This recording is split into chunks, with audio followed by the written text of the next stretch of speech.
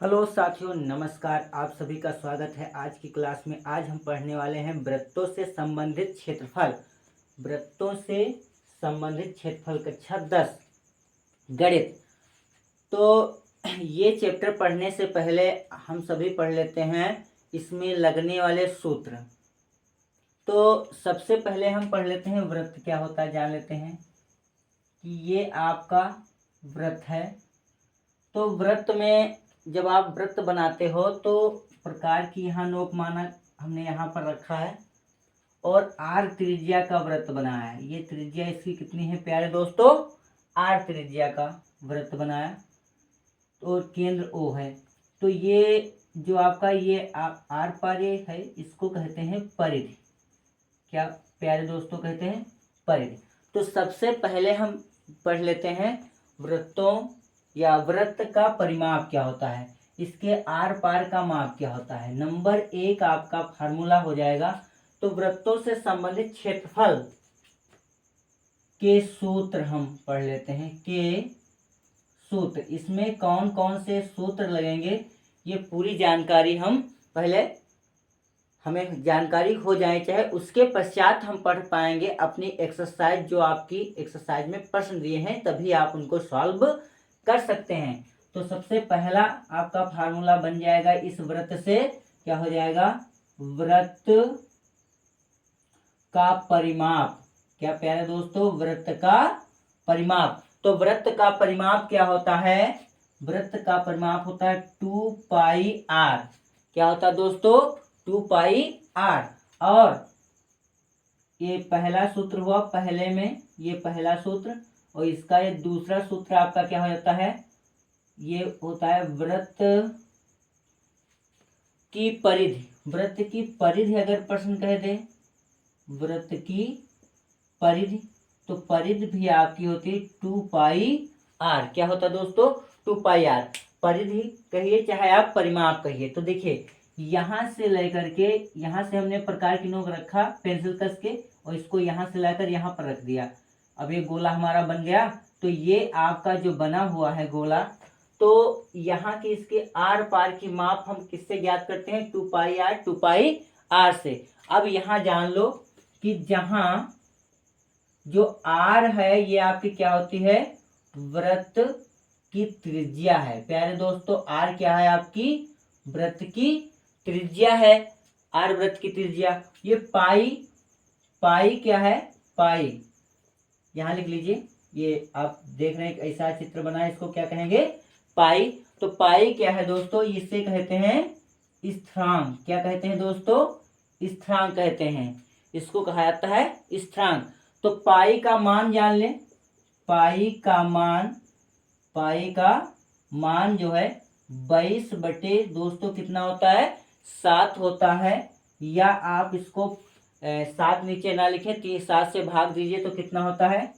3.1416। 3.1416 लगभग, यहाँ पर क्या होगा बेटा? लगभग होता है। कितना होता है दोस्तों? ये लगभग होता है। तो ये हमको पता चल गया वृत्त का परिमाप क्या होता है? 2 पाई आर होता है। वृत्त की परिधि क्या होती है? 2 पाई आर होती है। और आर क्या है? वृत्त की त्रिज्या है। और पाई जो है वो स्थिरांक है।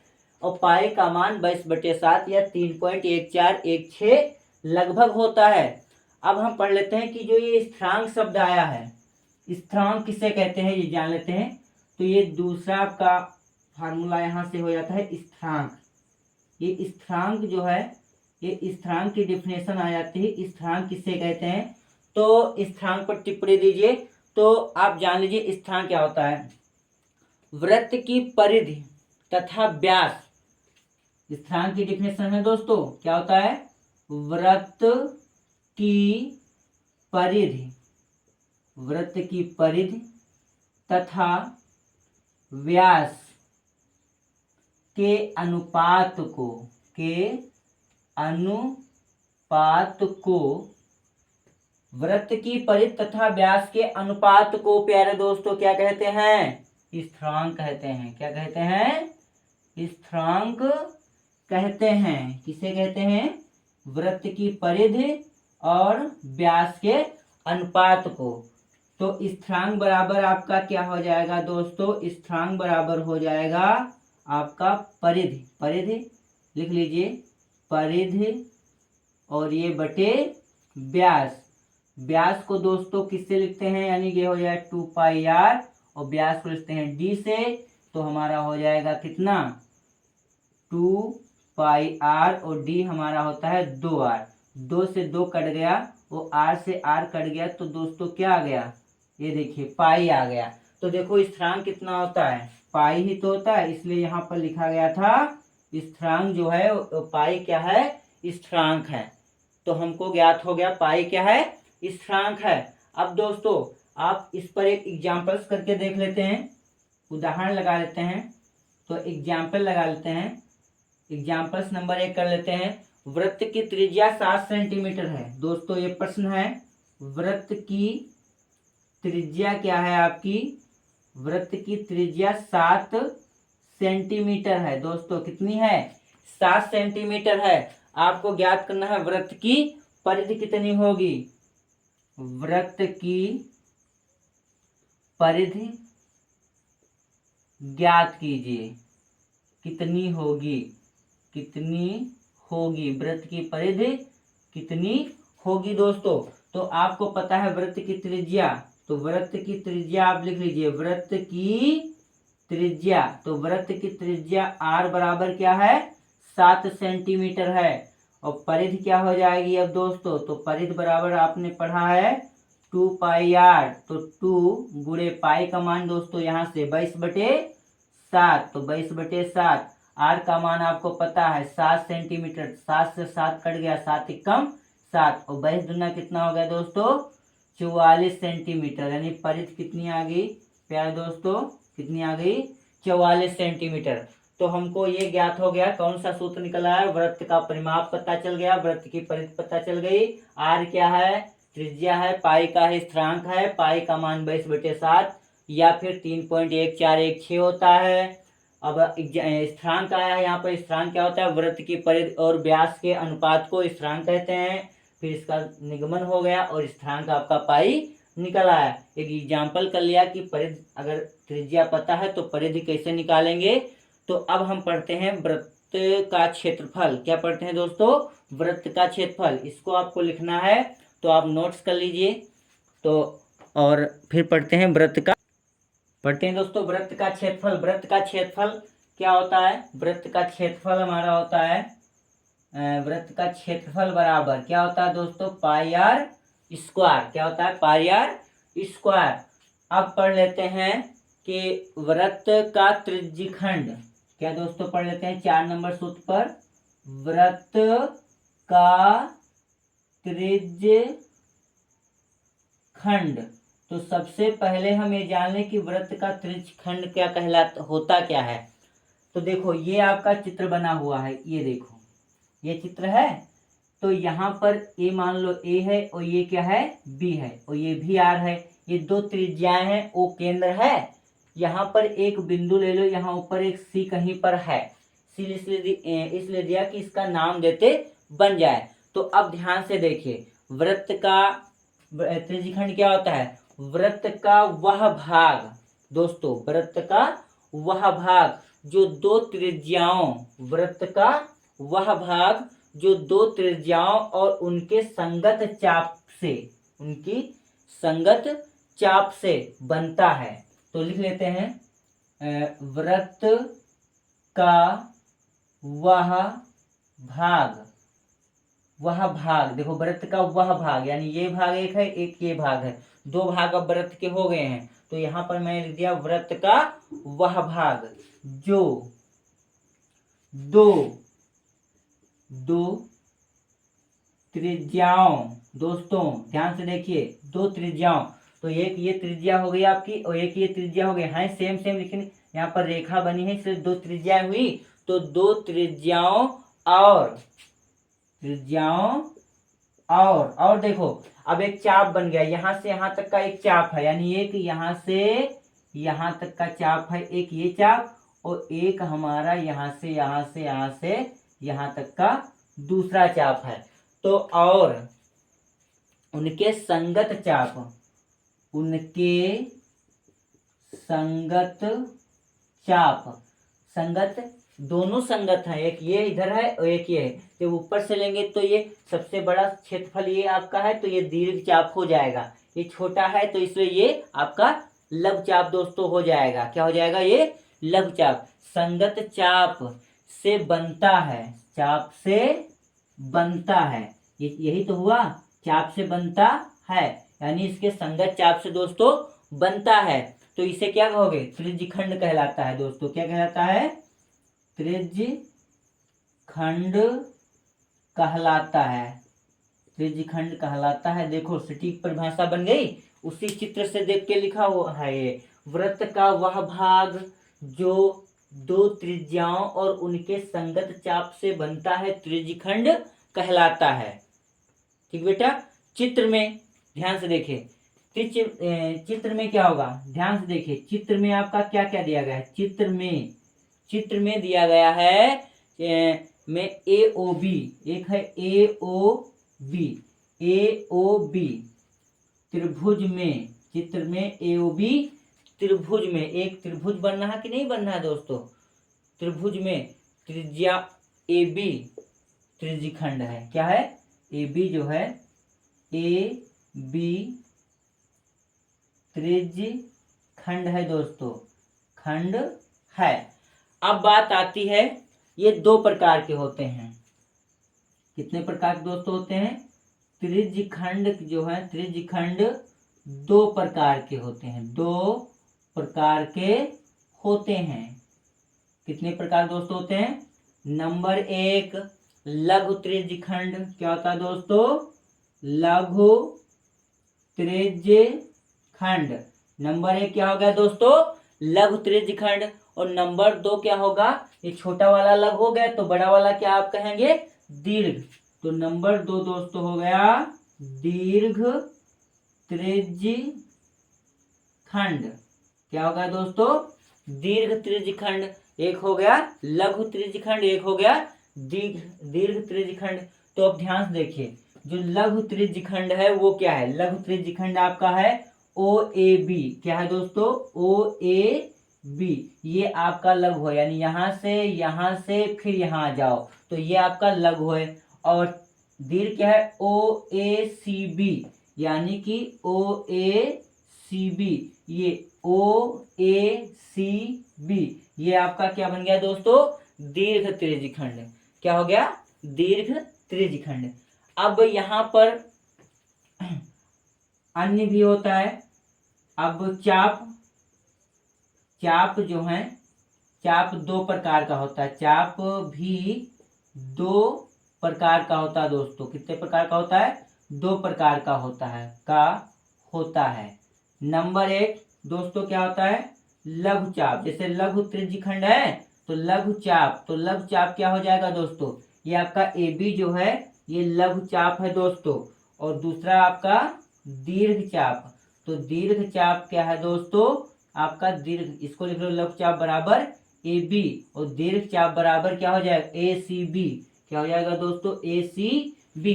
मैं इसलिए इसको लिख रहा हूं कि अभी जब इससे सूत्र बनेंगे तो आपको, ये इधर हम सूत्र बना दे रहे हैं, इन सबके सूत्र यहीं पर लिख देते हैं इसी में। तो लघु त्रिज्यखंड का, दीर्घ त्रिज्यखंड का चाप दो प्रकार के होते हैं, लघु चाप, दीर्घ चाप। AB जो है चित्र में लघु चाप है, ACB ये आपका क्या है दोस्तों? अब हम इन रेखाओं को मिटा देते हैं तो आपको स्पष्ट दिखाई पड़ने लगेगा।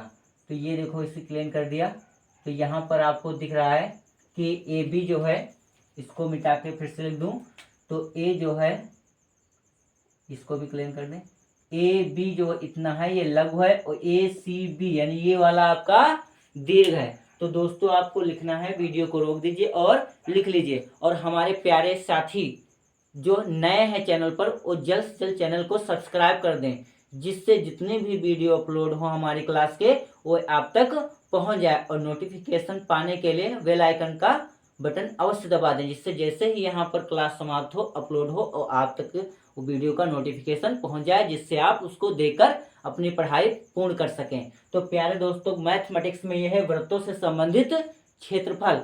तो वृत्तों से संबंधित क्षेत्रफल यानी कि पाठ 12, इसमें जो भी एक्सरसाइज है, सबसे पहले हम जो भी आपकी एक्सरसाइज होती है उसमें जितने भी फार्मूले लगते हैं, सबसे पहले हमारी क्लास होती है उन फार्मूले जितने भी लगते हैं वो सभी फार्मूले आप तक पहुंचाने की कोशिश रखता हूं कि आप तक पहुंचे, और उनको पहले आप याद कर लीजिए और पढ़ लीजिए, उसके बाद एक्सरसाइज सॉल्व करें। तो दोस्तों इसको आप नोट कर लीजिए। फिर हम पढ़ते हैं इसके चाप यानी कि लघु त्रिज्यखंड का क्षेत्रफल और दीर्घ त्रिज्यखंड का क्षेत्रफल। तो प्यारे दोस्तों अब पढ़ लेते हैं वृत्त के त्रिज्यखंड का क्षेत्रफल। क्या पढ़ लेते हैं? वृत्त के त्रिज्यखंड का क्षेत्रफल। तो दोस्तों अभी आपने त्रिज्यखंड के बारे में पूरा पढ़ लिया है। त्रिज्यखंड किसे कहते हैं? त्रिज्यखंड कितने प्रकार के? दो प्रकार के, एक लघु त्रिज्यखंड, एक दीर्घ त्रिज्यखंड। और इसमें चाप भी आपने पढ़ लिया, दो प्रकार के होते हैं, लघु और दीर्घ। अब हम पढ़ लेते हैं इनसे सूत्र क्या निकलते हैं। तो देखो त्रिज्यखंड का क्षेत्रफल के सूत्र क्या होते हैं। पहला सूत्र इसमें होता है, सबसे पहले त्रिज्यखंड का क्षेत्रफल। तो त्रिज्यखंड का क्षेत्रफल का सूत्र होता है प्यारे दोस्तों थीटा बटे 360 गुणे पाई आर स्क्वायर। तो ध्यान से देखिए दोस्तों, यहाँ पर थीटा जो है आपका, ये जैसे त्रिज्य है यहाँ पर, तो मान लो यहाँ पर कौन बना रहा है? थीटा। तो ये वाला आपका निकालना है। सरफेस का एरिया कितना होगा? तो आप कौन सा फार्मूला लगाएंगे? ये वाला लगाएंगे। ये आपका त्रिज्यखंड का आ जाएगा। अब हम बात कर लेते हैं कि हाँ, एक चीज और ध्यान रखिए, इसको आप ऐसे भी लिख सकते हैं। देखो ये थीटा है, 18 दूना 36, तो 2 गुणे पाई लिखा जाता है 360 को, और गुणे पाई आर स्क्वायर। पाई से पाई काट दिया जाए तो आपका बचता है थीटा बटे 2, और ये आपका आर स्क्वायर। तो एक फार्मूला आपका त्रिज्यखंड का बनता है थीटा बटे 2 आर स्क्वायर। क्या बनता है दोस्तों? थीटा बटे 2 आर स्क्वायर। अब हम पढ़ लेते हैं इसका दूसरा फार्मूला है कि मान लो छोटा दिया गया हो, बड़ा नहीं निकालना हो, तो लघु त्रिज्यखंड का क्षेत्रफल। तो लघु त्रिज्यखंड का क्षेत्रफल का सूत्र दोस्तों क्या होता है? ये होता है पाई आर स्क्वायर माइनस दीर्घ, ध्यान से पढ़ लेना दोस्तों, त्रिज्यखंड का क्षेत्रफल। तो पाई आर स्क्वायर में से दीर्घ त्रिज्यखंड का क्षेत्रफल निकाल के घटा देंगे तो लघु त्रिज्यखंड का क्षेत्रफल आपका निकल आएगा। अब हम पढ़ लेते हैं तीसरा फार्मूला। इसमें क्या होता है प्यारे दोस्तों? दीर्घ त्रिज्यखंड, लघु निकाल लिया, अब यहाँ पर अगर दीर्घ निकालना हो, दीर्घ त्रिज्यखंड का क्षेत्रफल बराबर, तो फिर पाई आर स्क्वायर करेंगे, यहाँ पर दोस्तों क्या कर देंगे? लघु वाला घटा देंगे, लघु त्रिज्यखंड का क्षेत्रफल।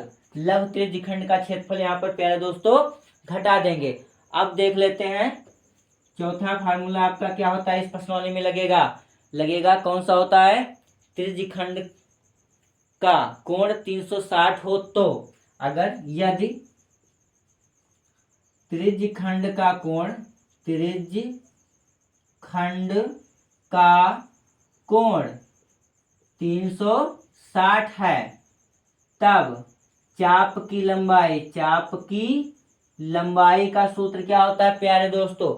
अगर ये 360 में पूरा है तब चाप की लंबाई का सूत्र होता है 2 पाई आर। क्या होता है दोस्तों?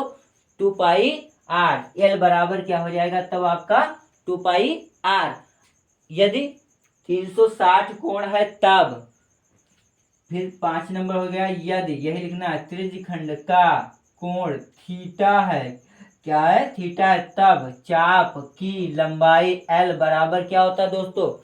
ध्यान से देखिए, तब होता है थीटा बटे 360 और गुणे 2 पाई आर। क्या होता है दोस्तों?